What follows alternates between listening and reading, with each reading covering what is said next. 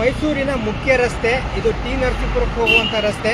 ಇಲ್ಲಿ ಸಹಜವಾಗಿ ನೈರ್ಮಲ್ಯ ಹೇಗಿದೆ ಅಂತ ನೋಡೋಣ. ಇದು ನಾನು ಸಹಜವಾಗಿ ಇಲ್ಲಿ ಓಡಾಡ್ತಾ ಇರ್ತೇನೆ, ಇಲ್ಲಿ ರಾಶಿ ಕಸ ಸುರಿತಾನೆ ಇರ್ತಾರೆ. ಆದರೆ ಇವತ್ತೇನೋ ಮುಖ್ಯಮಂತ್ರಿ ಬಂದಿದ್ದಾರೆ ಅಂತ ಹೇಳಿ ಕಸವನ್ನು ತೆರವು ಮಾಡಿದ್ದಾರೆ. ಆದರೆ ಈ ಫುಟ್ಪಾತ್ ಅಂತೂ ಯಾವುದೇ ಬಳಕೆಗೆ ಯೋಗ್ಯ ಇಲ್ಲ. ಇಲ್ಲೇ ಅರಮನೆಯೂ ಭಾಳ ಹತ್ತಿರ ಆಗ್ತದೆ, ಟೆನಿಸನ್ ಕಾಲೇಜ್ ಇದೆ, ಇದು ಕೊಳ್ಳೇಗಾಲಕ್ಕೆ ಹೋಗುವಂಥ ಮುಖ್ಯ ರಸ್ತೆ. ಇದೇನೋ ಯಾವುದೋ ಬ್ಲೈಂಡ್ ಸ್ಪಾಟ್ ಆ ಥರದ್ದು ಯಾವುದೋ ಅಲ್ಲ. ನೋಡೋಣ ಬನ್ನಿ ಹೇಗಿದೆ ಅಂತ. ಈ ಫುಟ್ಪಾತು ನೋಡಿ, ಇದು ಪೂರ್ತಿ ಉದ್ದಕ್ಕೂ ಇದು ಕಸ ತುಂಬಿರುವಂಥದ್ದು. ಇದೆಲ್ಲ ಆಗಲೇ ಹೋಗಿದೆ, ಎಲ್ಲ ವೀಕ್ ಆಗಿದೆ ಪೂರ್ತಿ. ನಾನು ಮಾತಾಡ್ತೀನಿ, ಬನ್ನಿ ಸರ್ ಇಟ್ಕೊಳ್ಳಿ, ನಾನು ಮಾತಾಡ್ತೀನಿ. ಬಂಧುಗಳೇ ನಮಸ್ಕಾರ, ನಾನು ಸೋಮಸುಂದರ್ KS, ಕರ್ನಾಟಕ ರಾಷ್ಟ್ರ ಸಮಿತಿ ಪಕ್ಷದ ರಾಜ್ಯ ಉಪಾಧ್ಯಕ್ಷ. ಯಾಕೆ ಇಲ್ಲಿ ಬಂದಿವೆ ಅಂದರೆ, ಮೈಸೂರು ಮಹಾನಗರ ಏನಿದೆ ಇದು ಸಿದ್ದರಾಮಯ್ಯ ಎಲ್ಲ ಹೇಳ್ತಾರಲ್ವ, ನಾವು ಮೈಸೂರನ್ನ ಅಷ್ಟೆಲ್ಲ ಖರ್ಚು ಮಾಡಿ ದಸರಾ ಮಾಡಿದ್ವಿ ಅಂತ. ಆದರೆ ನೋಡಿ, ಕಾಮಗಾರಿಗಳು ನಡೆದಿರುವಂಥದ್ದು, ಇಲ್ಲಿ ಕಸ ಹೇಗಿದೆ, ಮತ್ತು ಯಾರಾದರೂ ಹೆಚ್ಚು ಕಮ್ಮಿ ಆದರೆ ಏನಾಗ್ಬೋದು, ಇದರೊಳಗಡೆ ಬಿದ್ದರೆ ಏನಾಗ್ಬೋದು. ಹಾಗೆ ಈ ಕಾಮಗಾರಿ ಹೇಗೆ ಫುಟ್ಪಾತ್ ನಿರ್ಮಾಣ ಆಗಿದೆ ಅಂದರೆ ನೋಡ್ತಾ ಬನ್ನಿ. ಹಾಗೆಯೇ ಭಾಳಷ್ಟು ಜನ ಹೊಗಳಬೇಕಾಗಿರುವಂಥದ್ದು ಇದೆಲ್ಲೂ ಅಲ್ಲ. ಇದು ಇರುವಂಥದ್ದು ಲಲಿತಾ ಮಹಲ್ ಪ್ಯಾಲೇಸ್ಗೆ ಪಕ್ಕದಲ್ಲಿ ಪ್ರತಿನಿತ್ಯ ಮಲೆ ಮಹದೇಶ್ವರ ರಸ್ತೆ, ಮಲೆ ಮಹದೇಶ್ವರ ಬೆಟ್ಟಕ್ಕೆ ಹೋಗುವಂತಹ ರಸ್ತೆ ನೋಡಿ. ದಾಟಿದ್ರೆ ಇದನ್ನ ನೀವು ನೋಡ್ಬೋದು. ನೋಡಿ ಹೇಗಿದೆ ಅನ್ನೋದನ್ನ ಕಾಣಿಸುತ್ತೆ. ನೇರವಾಗಿ ಮಲೆ ಮಹದೇಶ್ವರನ್ನ ಬೇಡಕ್ಕೆ ಹೋದ್ರೆ, ಈ ರಸ್ತೆನಲ್ಲಿ ಹೋದ್ರೆ ನಿಜವಾಗ್ಲೂ ಆ ಸ್ವರ್ಗಕ್ಕೇನೆ ಕರ್ಕೊಂಡು ಹೋಗಿ ಬಿಡುವಂಥ ರಸ್ತೆ ಅಂತ ಹೇಳ್ಬೋದು. ಮಳೆ ಗಿಳೆ ಬಂತು ಅಂದರೆ ಮಕ್ಕಳು ಮರಿ ಏನಾದರೂ ಈ ರಸ್ತೆಯಲ್ಲಿ ಓಡಾಡಿದ್ರೆ ಮುಗೀತು. ಎಲ್ಲಿ ಕಸ ತುಂಬಿಕೊಳ್ಳುತ್ತೆ ಆ ಜಾಗ ಕಸ ತುಂಬೋದಕ್ಕೆ ಉಳಿಸಿದ್ದಾರೆ. ಅದರೊಳಗಡೆ ಕಸ ತೆಗೆಯುವಂಥ ಜಾಗವನ್ನು ಏನಾದರೂ ಮಳೆ ನೀರು ಹೆಚ್ಚಾದಾಗ ಕಸ ಏನಾದರೂ ತುಂಬಿಕೊಂಡ್ರೆ ಆ ಕಸವನ್ನು ತೆಗೆಯೋದಕ್ಕೆ ಬಳಸುವಂಥ ಜಾಗದಲ್ಲಿ ನಿಜವಾಗ್ಲೂ ಅದಕ್ಕೆ ಮುಚ್ಚಳನೇ ಇಲ್ಲದಂತೆ ಆ ಮುಚ್ಚಳದ ಜಾಗದಲ್ಲಿ ಕಸವನ್ನು ತುಂಬುವಂತ ಕೆಲಸವನ್ನ ಮಾಡಿದ್ದಾರೆ. ಅಲ್ಲ, ಇದು water drain, storm water drain. ಇದು ಹೌದೌದು, ಸ್ಟಾಮ್ ವಾಟರ್ ಡ್ರೈನ್ ಪೂರ್ತಿ ಅಲ್ಲೇ ಎಲ್ಲ ಕಡೆಗೂ ಓಪನ್ ಇದೆ, ಉದ್ದಕ್ಕೂ ಅಲ್ಲಲ್ಲೇ ಶಿಥಿಲಗೊಂಡಿದೆ. ಅಲ್ಲ, ಇದನ್ನ ಹಾಕಿದಾರಾ ಇಲ್ವಾ ಯಾರು ಚೆಕ್ ಮಾಡೋರೇ ಇಲ್ಲ. ಅಂದ್ರೆ ಇಷ್ಟು ಗಾತ್ರ ಒಂದು ಮುಚ್ಚಳ ಇಡಬೇಕಾಗಿದ್ದ ಜಾಗದಲ್ಲಿ ಮುಚ್ಚಳಗಳು ಕಾಣ್ತಾ ಇಲ್ಲ ಅಂದ್ರೆ ಏನಾದು. ಮತ್ತೆ ಇದು ಮುಖ್ಯ ರಸ್ತೆ, ಡಬಲ್ ರೋಡ್ ಕೂಡ. ಮತ್ತೆ ಮೈಸೂರಿಗೆ ನೈರ್ಮಲ್ಯದಲ್ಲಿ ಸ್ವಚ್ಛ ಸರ್ವೇಕ್ಷಣಾಲಯದಲ್ಲಿ ಅಂದ್ರೆ ಈ ವರ್ಷದ ನಡೆಸಿದ ಅಧ್ಯಯನದಲ್ಲಿ ಅಂದ್ರೆ ಸರ್ವೆನಲ್ಲಿ 3ನೇ ಸ್ಥಾನ ಬಂದಿರುವಂತದ್ದು. 3ನೇ ಸ್ಥಾನ ಬಂದಿದೆ ದೇಶದಲ್ಲೇ 3ನೇ ಸ್ಥಾನ. ಅದು 1 ಲಕ್ಷ ಜನರ ಇರುವಂತಹ ಸ್ಥಾನದಲ್ಲಿ 3ನೇ ಸ್ಥಾನ ಬಂದಿರುವಂತದ್ದು ಸ್ವಚ್ಛವಾಗಿರುವಂತಹ ನಗರ ಅಂತ. ಇದು ಮುಖ್ಯ ರಸ್ತೆಯಲ್ಲಿ ಕಾಣ್ತಾ ಇರುವಂತಹ ನ್ಯೂನ್ಯತೆ. ಇದನ್ನ ನಾವು ನಮ್ಮೂರ ಬಗ್ಗೆ ಹೊಗಳ್ಕೋಬೇಕು. ಆದರೆ ನಾವೇ ಯಾಕೆ ಇದನ್ನ ಕಾಣಿಸ್ತಾ ಇದೀವಿ ಅಂದ್ರೆ, ಆಡಳಿತ ಯಂತ್ರ ಯಾವ ರೀತಿ ಕುಸಿದು ಬಿದ್ದಿದೆ. ಜನಗಳು ಮೋಸ ಮಾಡೋದ್ರಲ್ಲಿ, ದಾಖಲೆಗಳಲ್ಲಿ ಬರೆಯೋದ್ರಲ್ಲಿ ಎತ್ತಿದ ಕೈಯಾಗಿದ್ದಾರೆ ವಿನಃ ನಿಜವಾದ ರಾಜಕಾರಣ ವ್ಯವಸ್ಥೆ ಪ್ರಾಮಾಣಿಕವಾದ ನೆಲೆಗಟ್ಟಿನಲ್ಲಿ ಕೆಲಸ ಮಾಡ್ತಾ ಇಲ್ಲ ಅನ್ನುವಂಥದ್ದನ್ನ ಜನತೆಗೆ ಅರಿವು ಆಗಬೇಕು. ಇಡೀ ರಾಜ್ಯಕ್ಕೆ ಇಂಥ ವಿಚಾರಗಳು ಗೊತ್ತಾಗಬೇಕು. ಮುಖ್ಯಮಂತ್ರಿ ಮೈಸೂರೋನಾಗ್ಲಿ ಬೆಂಗಳೂರೋನಾಗ್ಲಿ ಯಾರಾಗ್ಲಿ, ಆದರೆ ಸುಧಾರಣೆ ಮಾತ್ರ ಆಗ್ತಾ ಇಲ್ಲ ಅನ್ನುವಂಥದ್ದು. ಎಂತಹ ಮುಖ್ಯಮಂತ್ರಿಗಳು ಬಂದರೂ ಕೂಡ ನಗರಗಳು ಸುಧಾರಣೆ ಆಗ್ತಾ ಇಲ್ಲ, ಪ್ರಾಮಾಣಿಕತೆ ಇಲ್ಲ. ಇದನ್ನ ಗ್ರೇಟರ್ ಮೈಸೂರು ಮಾಡಬೇಕು ಅಂತ ಪ್ಲಾನ್ ಇತ್ತು. ಈಗಿರುವಂತಹ ಮೈಸೂರಿನಲ್ಲೇ ನೈರ್ಮಲ್ಯ ಕಾಪಾಡಕ್ ಆಗ್ತಾ ಇಲ್ಲ. ಗ್ರೇಟರ್ ಮೈಸೂರು ಮಾಡಿ ಇಡೀ ದೇಶದ ಜನಗಳನ್ನ ಇಲ್ಲಿಗೆ ತಂದು ತುಂಬಿ ಈಗಿರುವಂತವರೇ ಜನಸಂಖ್ಯೆ ಜಾಸ್ತಿ ಆಗ್ತಾ ಇದೆ. ಆ ಜನಸಂಖ್ಯೆಗೆ ನಾವು ಒಳ್ಳೆ ಆಡಳಿತ ವ್ಯವಸ್ಥೆಯನ್ನ ಕೊಡೋದಕ್ಕೆ ಸಾಧ್ಯ ಇಲ್ಲ. ಆದ್ರೆ ನಾನು ಗ್ರೇಟರ್ ಮೈಸೂರು ಮಾಡಿ ಆ ಗ್ರೇಟರ್ ಮೈಸೂರಿನಲ್ಲಿ ಹೇಗೆ ತರಬೇಕು ಅಂತ ಯೋಚನೆ ಮಾಡಿದ್ರೋ ಗೊತ್ತಿಲ್ಲ. ಆ ಕಳ್ಳರ ರಾಜ್ಯದಲ್ಲಿ ಯಾವ ರೀತಿ ಆಗ್ಬೋದೋ ಅದೆಲ್ಲವೂ ಇಲ್ಲಿ ಆಗ್ತಾ ಇದೆ. ಬಂಧುಗಳೇ ನೋಡ್ಕೊಳ್ಳಿ, ಎಷ್ಟು ಹೋಲಿದೆ, ಏನೋ ಒಂದಾಗಿದೆ, ಎಲ್ಲ ಮಿಸ್ ಆಗ್ಬಿಟ್ಟಿದೆ ಅಂತ ಅನ್ಬೋದು. ಇದು ಉದ್ದೇಶಪೂರ್ವಕವಾಗಿ ಜನರನ್ನ ಸ್ವರ್ಗಕ್ಕೆ ಕಳಿಸುವಂತಹ ವಿಧಾನ, ನೇರವಾಗಿ ಸ್ವರ್ಗ ಅಲ್ಲ. ಇಲ್ಲಿ ಕಸ ರಾಶಿ ಬೀಳೋದಿಲ್ಲನೆ ಇದು ಈ ಸ್ಪಾಟ್ ಅಲ್ಲಿ ಈಗ ನೋಡಿ ಸಿವಿಕ್ ಡಿಸೊಬಿಡಿಯನ್ಸ್ ಇದೆ, ಜನಗಳು ಇಲ್ಲಿ ತಂದು ಹಾಕ್ತಾ ಇದ್ದಾರೆ. ಅವ್ರಿಗೆ ಯಾವುದೇ ದಂಡನೆ ವಿಧಿಸೋದಾಗ್ಲಿ ಅವ್ರನ್ನ ಗುರುತಿಸೋದಾಗ್ಲಿ ಅಂತ ಯಾವ ಕ್ರಮಗಳು ತಗೊಂತಾ ಇಲ್ಲ. ಇದು ದಲಿತ ಧ್ವನಿ ಶ್ರೀ ಎನ್ ರಾಚಯ್ಯನವರ ರಸ್ತೆ. ಇದು ಮಾಜಿ ಲೋಕಸಭಾ ಸದಸ್ಯರಾಗಿದ್ರು ಅಂತ ಕಾಣ್ತದೆ. ಇವರು ಚಾಮರಾಜನಗರದ ಮಾನ್ಯ ಲೋಕಸಭಾ ಸದಸ್ಯರು. ಇವ್ರಿಗೆ ಮಾಡ್ತಾ ಇರುವಂತ ಅವಮಾನನ ಇದು. ದಲಿತ ಧ್ವನಿ ಆಗಿದ್ದಂತ ವ್ಯಕ್ತಿಗೆ ಮಾಡ್ತಾ ಇರುವಂತ ಅವಮಾನನ ಇದು. ಅಲ್ಲ, ಬೋರ್ಡ್ ಹಾಕಿ ಅವ್ರಿಗೆ ಮಾಡ್ತಾ ಇರುವಂತ ಅವಮಾನ ಅಲ್ವಾ? ಅಲ್ಲ, ನಾಳೆ ದಿವಸ ಈಗ ಸಿದ್ದರಾಮಯ್ಯನವ್ರದ್ದು ಫೋಟೋ ಹಾಕ್ತಾರೆ ಹಿಂಗೆ, ಸಿದ್ದರಾಮಯ್ಯ ರಸ್ತೆ ಅಂತ. ಅಲ್ಲೇ ಸತ್ಯಣ ಬಿದ್ದಿರುತ್ತೆ, ಇಲ್ಲಿ ಹೆಗಣಗಳು ಬಿದ್ದಿರ್ತವೆ, ಕಸದ ರಾಶಿ ಬಿದ್ದಿರ್ತದೆ. ಇದು 2-3 ದಿವಸದಿಂದ ರಸ್ತೆ ತನಕನೂ ಇದು ಕಸದ ರಾಶಿ ರಸ್ತೆ ತನಕನೂ ಬಿದ್ದಿತ್ತು. ಇದು ಬ್ಲೈಂಡ್ ಸ್ಪಾಟ್ ಏನಲ್ಲ, ಇದು ಮುಖ್ಯ ರಸ್ತೆ. ಆದ್ರೆ ಇವತ್ತು ಸಿದ್ದರಾಮಯ್ಯನವರು ನಗರಕ್ಕೆ ಭೇಟಿ ಕೊಡ್ತಿದ್ದಾರೆ ಅಂತ ಹೇಳಿ ತೆಗ್ದಿದ್ದಾರೆ. ಅಂದ್ರೆ ಅವತ್ತಿನ ದಿನ ಮಾತ್ರ ತೆಗೆಯುವಂತ ಕೆಲಸ ಮಾಡ್ತಿದ್ದಾರೆ. ಆದ್ರೆ ಪ್ರತಿದಿನ ಸಿದ್ದರಾಮಯ್ಯ ಇಲ್ಲಿ ಅವ್ರ ಊರಿಗೆ ಸಿದ್ದರಾಮಯ್ಯ ನುಂಡಿಗೆ ಹೋಗ್ಬೇಕು ಬರ್ಬೇಕು, ಅವಾಗ ಮಾತ್ರ ಈ ರಸ್ತೆ ಕ್ಲೀನ್ ಆಗಿರುತ್ತೆ. ಇಲ್ಲ ಅಂದ್ರೆ ಈ ರಸ್ತೆ ಕ್ಲೀನ್ ಆಗಿರಲ್ಲ.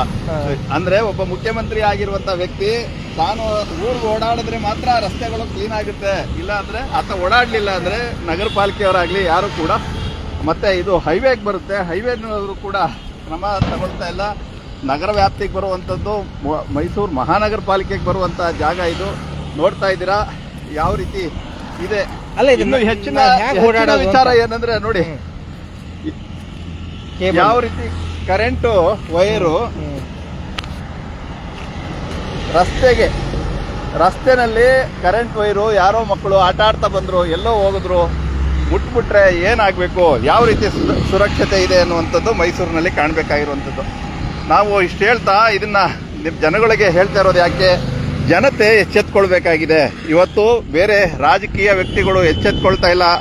ಜನರು ಇದನ್ನ ಎಚ್ಚೆತ್ಕೊಂಡು ಜನಗಳನ್ನು ಮಾತ್ರ ಮಾತಾಡಿದಾಗ ನೋಡಿ ಎಷ್ಟು ವಿಕಾರವಾಗಿದೆ.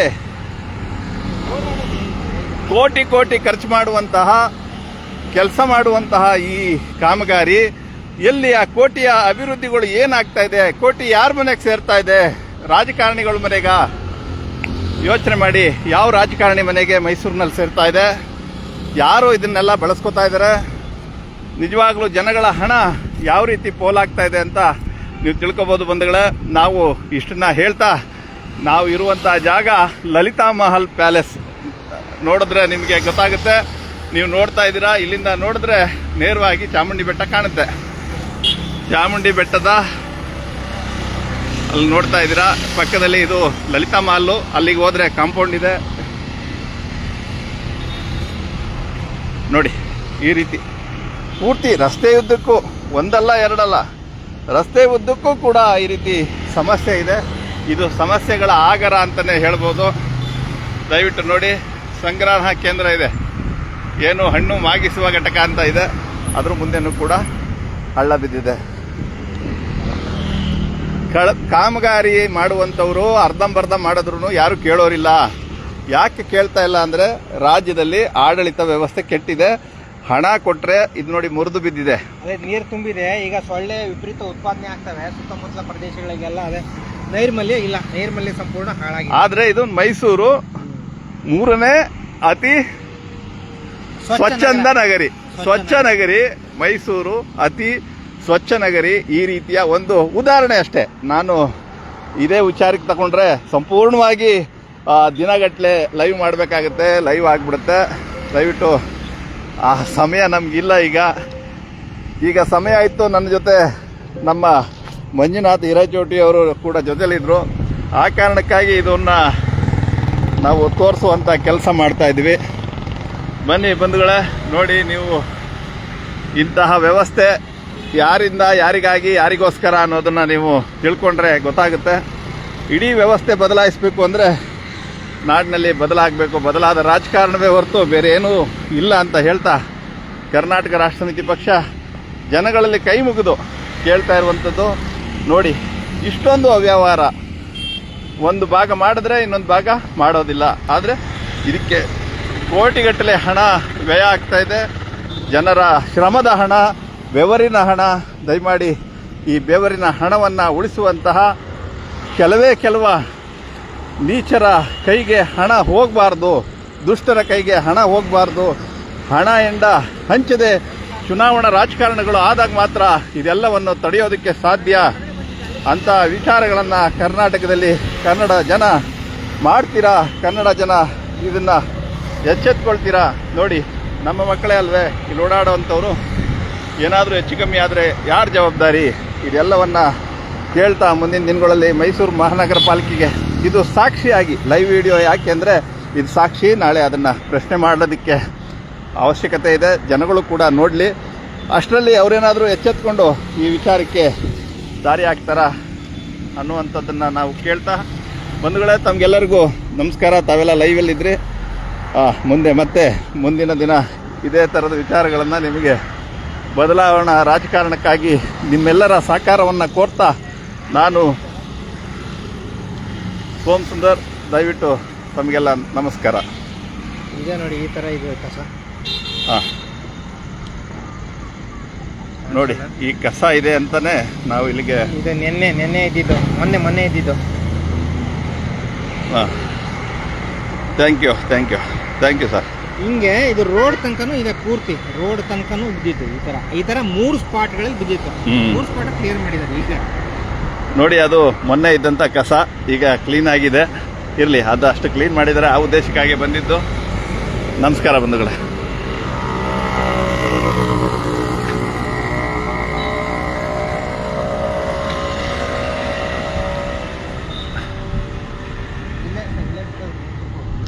ನೋಡಿ, ಜನರು ಕೂಡ ಇಲ್ಲಿ ಕಸ ಎಸಿಬಾರ್ದು. ದಯವಿಟ್ಟು ಈ ರಸ್ತೆ ಸ್ವಚ್ಛವಾಗಿ ನೋಡ್ಕೋಬೇಕು. ನಿಮ್ಮ ಮನೆ ಎಷ್ಟು ಸ್ವಚ್ಛವಾಗಿ ನೋಡ್ಕೊಳ್ತೀರೋ ನಗರದ ರಸ್ತೆಗಳು ಸ್ವಚ್ಛವಾಗಿ ನೋಡ್ಕೊಳ್ಳುವಂಥದ್ದು ನಿಮ್ಮ ಜವಾಬ್ದಾರಿ. ಮನೆ ಹತ್ರ ಬರುವಂತಹ ಗಾಡಿಗಳಿಗೆ ನೀವು ಕಸವನ್ನು ಕೊಡಬೇಕು. ಅವರು ನಿಮ್ಮ ಕಸ ಇಸ್ಕೊಳ್ಳೋದಕ್ಕೇನೆ ತಾನೇ ಬರ್ತಾರೆ. ಸ್ವಚ್ಛ ಮಾಡದಂತಹ ಸ್ವಚ್ಛ ನಗರಿಯ ಮನುಷ್ಯರು ಯಾಕೆ ಬರ್ತಾರೆ? ಅಲ್ಲ, ಈ ತರ ಸ್ಪಾಟ್ಗಳಲ್ಲಿ ಅವರು ಸೋಲಾರ್ ಕ್ಯಾಮ್ರಾಗಳನ್ನ ಅಳವಡಿಸಿ ಹೌದು, ಅವ್ರು ದಂಡನೆ ಕೊಡಬೇಕು, ಮತ್ತೆ ಸ್ವಚ್ಛ ಮಾಡಬೇಕು. ಅಲ್ಲಿ ತನಕ ಸುಧಾರಣೆ ಆಗೋದಿಲ್ಲ. ಈಗ ನಮ್ಮ ಕ್ವಾರ್ಟರ್ಸ್ ನಲ್ಲಿ ನೆನ್ನೆ ಕ್ಲಿಯರ್ ಮಾಡಿದ್ರೆ ಆಗ್ಲೇ ಅದು ಬಿಟ್ಟು ಪಕ್ಕದಲ್ಲಿ ಹಾಕ್ತಾ ಇದ್ದಾರೆ. ಇದು ಪ್ರತಿ ರೋಡಲ್ಲಿ ಪ್ರತಿ ದಿನ ಆಗ್ಬೇಕಾಗಿರೋದು. ಒಂದಿನ ಆಯ್ತು, ಇವಾಗ ಕ್ಲೀನ್ ಮಾಡಿದ್ವಿ, ಇವಾಗ ಸ್ವಚ್ಛ ಆಗಿದೆ ಅಂತೇಳಿ ಅವ್ರು ನಮ್ಗೆ ಫೋಟೋ ಹಾಕಿದ್ರೆ ಸರಿಯಲ್ಲ. ಅದು ಪ್ರತಿ ದಿವಸ ಪ್ರತಿ ದಿನ ವಾರ್ಡ್ಗಳಲ್ಲಿ ಆಗ್ಬೇಕಾಗಿರುವಂಥದ್ದು. ಧನ್ಯವಾದ. ನಮಸ್ತೆ. ನಮಸ್ಕಾರ.